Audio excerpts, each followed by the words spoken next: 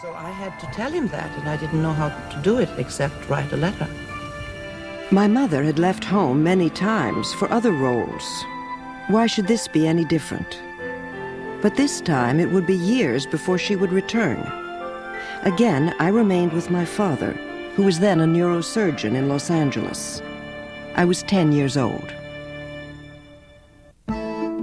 Ingrid Bergman arrived in Italy in 1949 to make a picture directed by Roberto Rossellini called Stromboli. But the movie itself paled into insignificance compared to the world scandal that would soon break. We had a story outline, and then the dialogue was always written as we went along.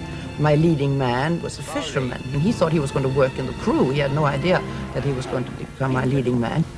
Mr. Rossellini didn't like actors, and he wanted real people.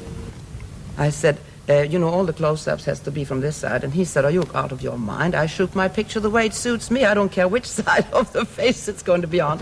And from then on, I threw it out of my mind. And I think besides the great filmmaker, she discovered this great, generous man. And Mother has always been a little bit of a scared creature.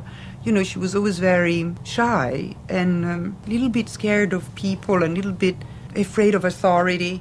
She was very independent, but she, like a child, like a child who would stand her ground but would not fight back. And Father came with his immense generosity, immense lightness. The world was out there for him to enjoy. And I think she came from a Swedish background that taught her the world is out there for you to obey, to bow, to be respectful. My father never thought of that. In fact, it was even considered unrespectful. Not that I consider him unrespectful, but there were no rules for him. It was life, I thought he brought her so much optimism, so much vitality, and a great sense of adventure. But it was a marvelous way of getting away from everything that I wanted to get away from, and that was all the ease. Here was nothing that was easy. In Hollywood in those days was like a dream. If you wanted pink elephants, you'd get pink elephants, or you get trained flies or anything. Call up and we get them for tomorrow. And all the talent was there, and an enormous amount of people in the crew, and I was very spoiled, which was the complete difference when you came to Italy and you did everything yourself, and in a very, very hard way.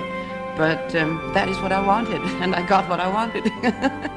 In 1949, my mother fell in love with my dad, and she was married still to Peter. That created an enormous scandal, and then to make it worse, a few months later she got pregnant.